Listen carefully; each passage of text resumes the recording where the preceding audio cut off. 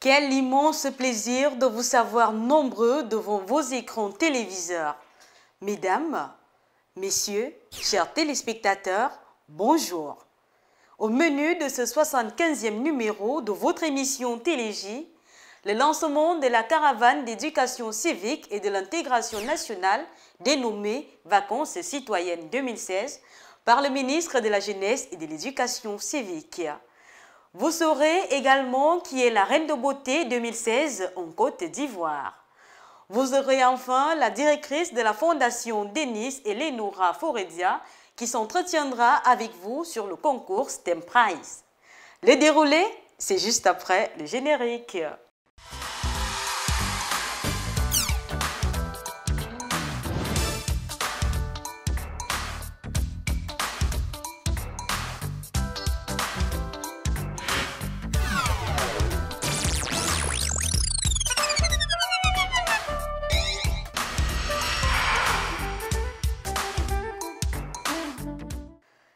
Le 26 juillet 2016, le ministre de la Jeunesse et de l'Éducation civique, Mounouna Foutsou, a procédé à l'hôtel de ville de Yaoundé au lancement de la première édition de la caravane d'éducation civique et de l'intégration nationale dénommée Vacances citoyennes. Aux côtés du ministre de la Jeunesse et de l'Éducation civique, il y avait comme membre du gouvernement le ministre de l'Emploi et de la Formation professionnelle, le ministre des Pêches et des Industries animales, le ministre de la Promotion de la Femme et de la Famille et certains députés de la Nation.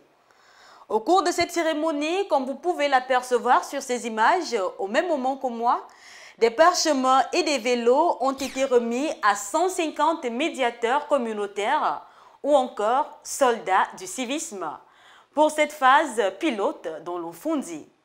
Au cours de cette cérémonie, le ministre de la Jeunesse et de l'Éducation civique a prononcé un discours dont nous vous proposons un extrait. La cérémonie de ce jour revêt un double volet. D'une part, lancer officiellement la caravane d'éducation civique et de promotion de l'intégration nationale conduite par les médiateurs communautaires et d'autre part, signifier l'engagement et la détermination de mon département ministériel à assurer l'encadrement et l'accompagnement des jeunes pendant les vacances scolaires, d'où le concept rassembleur et pédagogique de Vacances citoyennes 2016. Excellences, Mesdames et Messieurs, chers jeunes, la présente cérémonie est le là de l'ensemble des activités qui seront menées sur l'étendue du territoire national dans l'optique de mobiliser la conscience et les capacités des jeunes. Par ce déploiement, il manifeste également la considération des jeunes, non pas comme un problème, mais plutôt comme la solution aux problèmes auxquels nous faisons face. L'encadrement des jeunes, la promotion du développement local sont plus que par le passé au centre de leur mission. C'est pourquoi, en félicitant la communauté urbaine de Yaoundé pour la confirmation de l'engagement exprimé tout à l'heure par son délégué, je profite de cette tribune pour exhorter les autres responsables municipaux à poursuivre et à améliorer leur action dans ce sens. En retour, je réaffirme la totale disponibilité des responsables des services centraux, déconcentrés, rattachés et sous tutelle du ministère de la Jeunesse et de l'Éducation civique, à apporter tout le concours requis afin de faire avancer la cause d'une plus grande citoyenneté de tous, ainsi que celle de l'édification d'une nation forte et prospère, où la jeunesse, fer de lance de la nation, participe avec responsabilité à la marche inexorable vers l'avènement d'une république exemplaire et économiquement émergente à l'horizon 2035. Ces soldats du civisme ont obligation de rappeler aux populations et surtout à la jeunesse les valeurs mises sur place par le président de la République, son Excellence Paul Biya, à savoir la paix, l'humanisme, l'intégrité, la probité, le culte de l'effort et l'engagement patriotique. Vous nourrissez nourrissez le rêve d'animer ou de présenter une émission TV, l'occasion vous est offerte. L'émission Télégie sur la CRTV lance un casting pour jeunes reporters et présentateurs TV. Vous êtes éloquent, vaillant, télégénique, vous avez une belle silhouette, saisissez votre chance et faites éclore votre talent. Dès à présent, inscrivez-vous en ligne sur la page Facebook de Télégie CRTV ou appelez tout simplement le 6 75 42 96 96.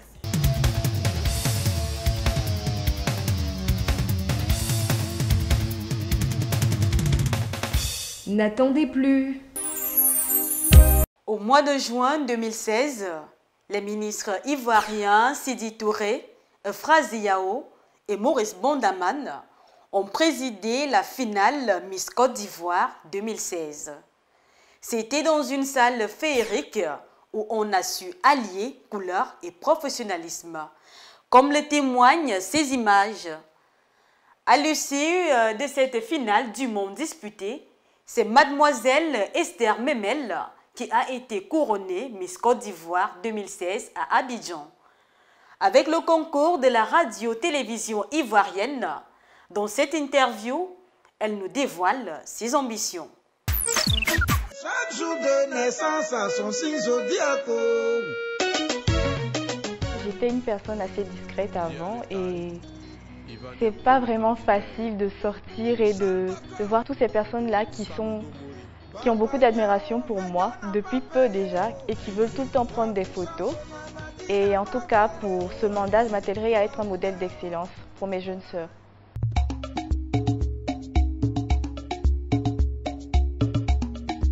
Avant d'être personnage public, on ne peut pas être aimé de tout le monde. Et je suis d'accord, j'accepte les critiques des autres. Et je peux dire que je n'ai pas la beauté absolue. Chacun a ses critères de beauté. Et en tout cas, je vais tout faire pour que pendant ce mandat, je sois la personne qu'il voulait que je sois.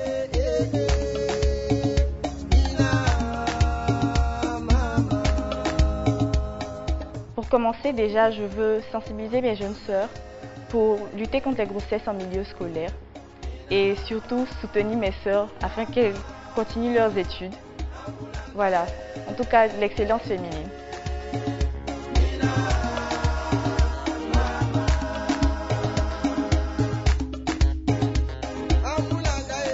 Je reste positive. Alors, Miss Monde, c'est un concours. Bon, je vais dire c'est un jeu comme Miss Côte d'Ivoire. Déjà, je ne vais pas me mettre en tête qu'il faut à tout prix gagner. Je vais m'exercer en tout cas. Je vais m'entraîner comme il faut, regarder tous les derniers concours Miss Monde et pourquoi pas Miss Univers pour être à la hauteur.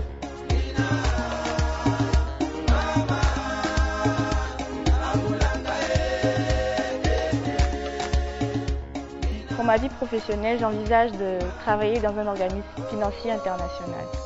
Déjà, je suis en stage dans une structure bancaire.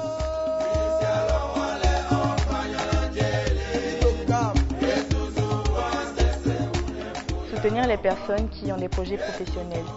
Déjà, je pense même travailler avec les assistants sociaux et les éducatrices spécialisées pour pouvoir aider toutes ces personnes qui sont dans la rue à s'insérer dans la vie professionnelle.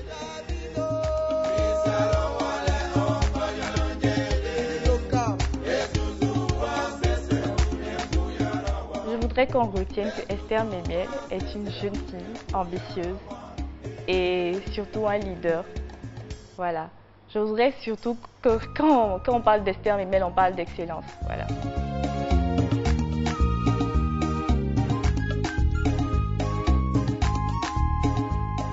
Mon premier modèle, c'est ma mère. Ma mère, c'est vrai qu'elle n'est pas reconnue internationalement, mais c'est un leader et toutes les femmes sont des leaders.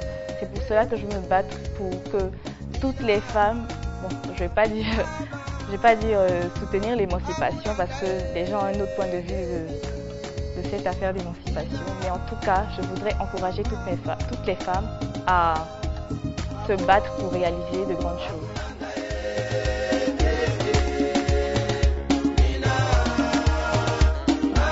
À mes frères et mes sœurs jeunes, en tout cas, je vous dis merci de m'avoir permis de réaliser mon rêve. Et en tout cas, j'aurai besoin de vous pour me battre dans cette bataille pour promouvoir l'excellence féminine. Merci beaucoup. Mademoiselle Esther Memel, couronnée Miss Côte d'Ivoire 2016, dont vous venez de suivre l'interview, a reçu la rondelette somme de 10 millions de francs CFA, je dis bien 10 millions de francs CFA, un véhicule 4x4 et une panoplie de l'eau.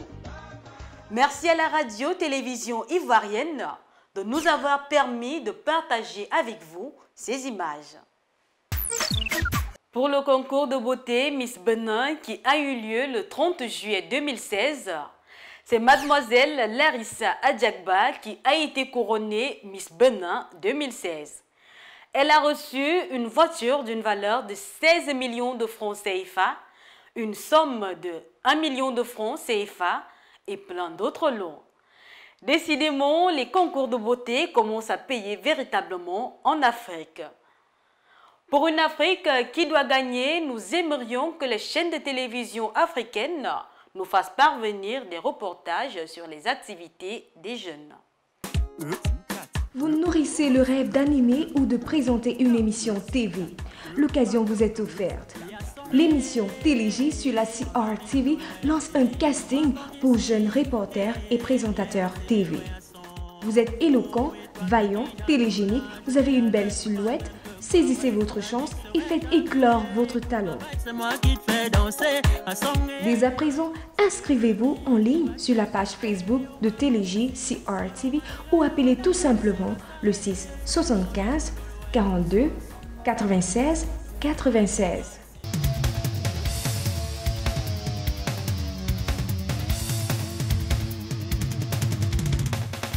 N'attendez plus.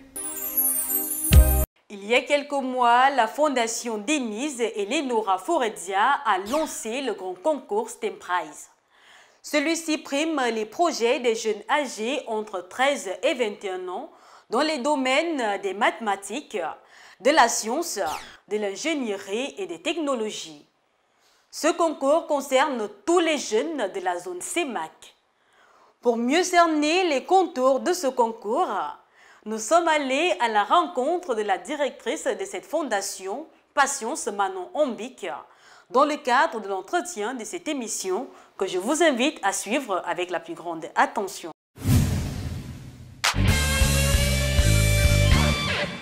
Bonjour madame. Bonjour.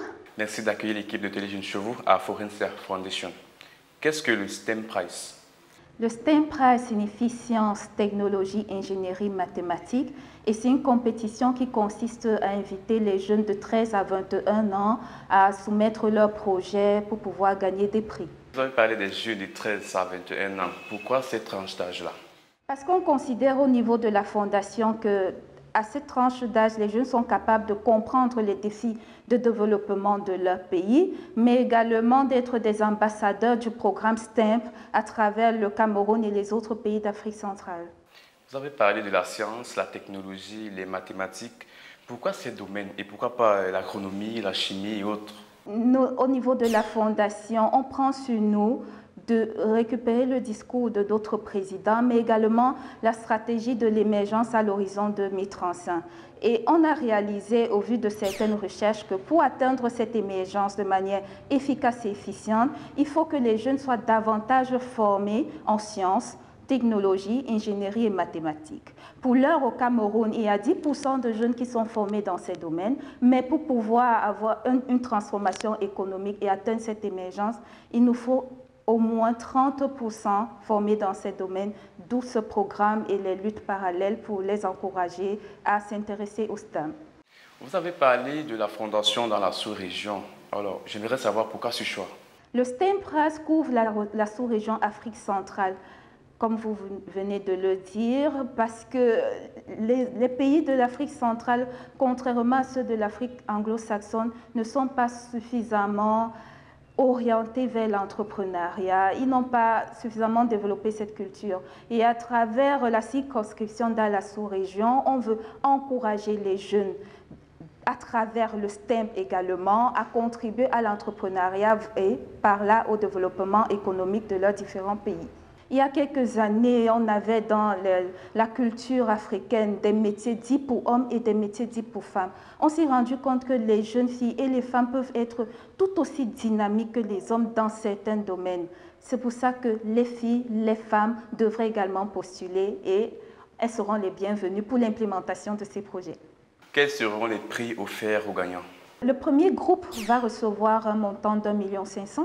Le deuxième groupe 1 million, le troisième groupe 500 000 et on va contribuer à la scolarité de l'année prochaine de 10 enfants après les 3 premiers groupes. Quels seront donc les critères de sélection de ces gagnants et de ces prix-là? Le premier critère, c'est que les projets soumis concernent le STEM, ça veut dire sciences, technologies, ingénierie, mathématiques. En dehors de cet élément-là, il faut que les projets puissent participer au développement de la communauté de vie de ces jeunes, qu'ils soient larges en termes de personnes touchées. Il faut que plusieurs personnes aient leur vie positivement transformée grâce au projet qui sera implémenté. Et le dernier critère, on peut parler de la durabilité de ces projets-là. Ça peut être des projets duplicables de telle sorte que ces jeunes qui seront des ambassadeurs du prix STEM puissent travailler sur la durée dans la motivation des plus jeunes à la même contribution et au même domaine STEM. D'où vous viennent les fonds? C'est une question qu'on a l'habitude d'entendre. On va remettre 5 millions au total à des jeunes, mais à marge de ces 5 millions-là, il y a des engagements financiers qui concernent la logistique. Les fonds, pour l'instant, c'est les fonds propres de la Fondation, mais il serait bien heureux qu'on reçoive certaines contributions des partenaires que nous sommes en train de solliciter en vue d'étendre non seulement dans son intensité, mais également dans la communication, tout ce qui concerne le prix. Est-ce que le ministère de la Recherche scientifique et de l'Innovation a donné son accord pour le déroulement de cet événement? Tout à fait, non seulement son accord, mais également sa collaboration. Et là, j'en profite pour remercier chaleureusement le ministère de la Recherche scientifique et de l'Innovation qui s'est engagé à mettre à la disposition de la Fondation l'un de ses collaborateurs pour pouvoir être non seulement évaluateur, mais également formateur lors des 3 jours que les candidats passeront à Yaoundé pour avoir une revue des projets de management et de la formation en carrière. Vous venez de dire que les candidats vont se déplacer des villes diverses pour Yaoundé. Alors comment cela va-t-il se passer? Déjà sur le plan logistique, on a des partenaires qui vont collaborer pour le STEM. Les candidats seront logés dans un hôtel à Yaoundé et ils auront 3 jours de formation en management de projet, en montage de projets de recherche, mais également en construction de leur carrière, parce que ça c'est très important pour les jeunes de 13 à 21 ans. Après, en marge de ces formations-là, ils vont faire une visite de la ville, mais également rencontrer des jeunes qui exercent déjà dans les domaines de STEM et des jeunes qu'on peut considérer comme des modèles de notre pays ou de l'Afrique tout entière dans ces domaines-là. Parlant donc de la présentation de la Fondation. La Denis Sanlenora Foretia Foundation a pour mission la transformation économique de l'Afrique. Et quand on dit transformation économique, il faut préciser quels sont nos axes forts. La Fondation se base sur le leadership, sur l'entrepreneuriat, sur les métiers qui permettent de générer des fonds. Quand je dis entrepreneuriat, il faut préciser qu'on a un programme Small Business and Entrepreneurship Center. La Fondation s'intéresse également à la santé. Vous êtes sans l'ignorer que sans la santé, on est capable de travailler et de se déployer socialement. On a également un programme qui est un véritable think tank qui veut être une source de propositions de politique publique pour nos gouvernements camerounais et d'ailleurs. Quelle est donc la motivation principale et réelle de la Fondation? La motivation principale, je le dirais, c'est notre mission, la transformation économique. Pour ça, on a visé certaines couches de la population. On s'intéresse particulièrement aux jeunes et aux femmes parce qu'on est conscient qu'en termes démographiques, les femmes représentent une grande couche de la population et en termes de dynamisme, les jeunes, eux, c'est une véritable valeur qu'il faut capitaliser. Donc, à travers ces différentes couches-là, on veut non seulement automatiser les différentes personnes pour qu'elles soient de véritables acteurs de leur société, mais également contribuer de manière large à transformer et à développer notre pays. Hormis le STEM Prize, qu'est-ce que la Fondation a déjà fait pour les jeunes jusqu'ici? Pour les jeunes, la Fondation a déjà mis sur pied plusieurs projets. Je vais citer certains pour ne pas m'y étendre. C'est le projet Leadership. On finance les études des jeunes intelligents mais désœuvrés. On forme ces jeunes-là. On a l'habitude d'organiser des rencontres scientifiques. En avril dernier, on a d'ailleurs organisé un forum sur l'industrialisation qui a eu un succès franc. On a, il n'y a pas longtemps, organisé un forum sur le développement urbain et des forums sur l'alimentation.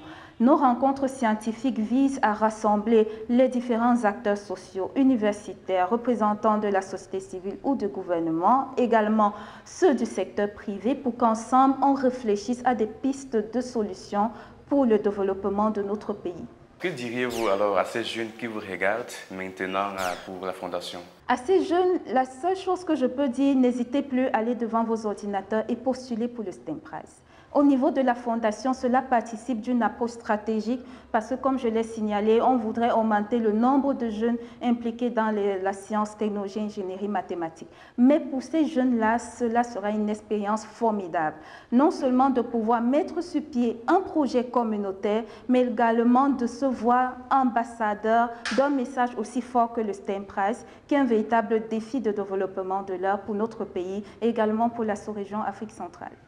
Merci, madame, d'avoir répondu à toutes nos questions. Au nom de toute l'équipe de la Fondation et des fondateurs, Dr Denis et madame Lénora Foretia, je vous remercie également. Les jeunes, allez massivement vous inscrire sur le site de la Fondation Denis et Lénora Foretia qui s'affiche au bas de votre écran.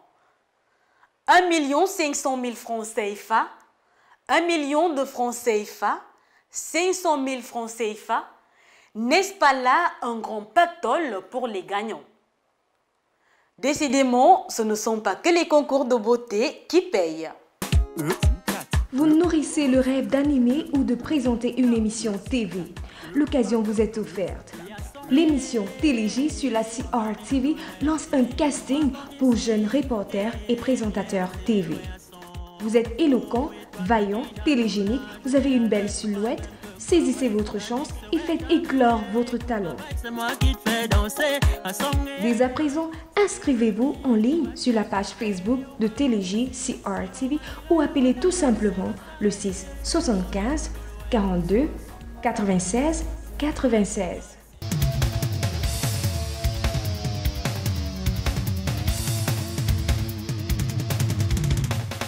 N'attendez plus. Mon contrat de ce jour avec vous a été respecté, n'est-ce pas? Chers téléspectateurs, c'est ici que le cran de cette 75e édition de votre émission Télégie entre en gare.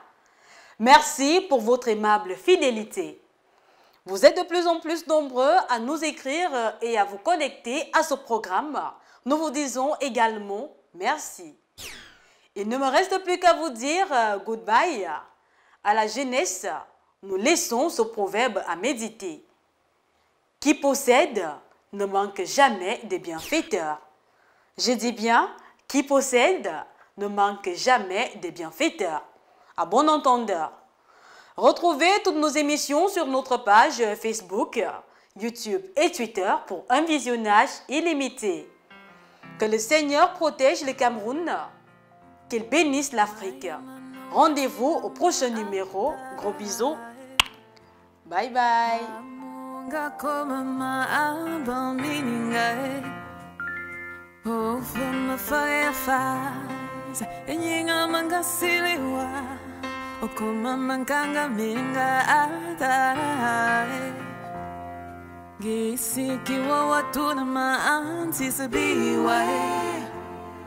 Ana makamandang na anti bizay.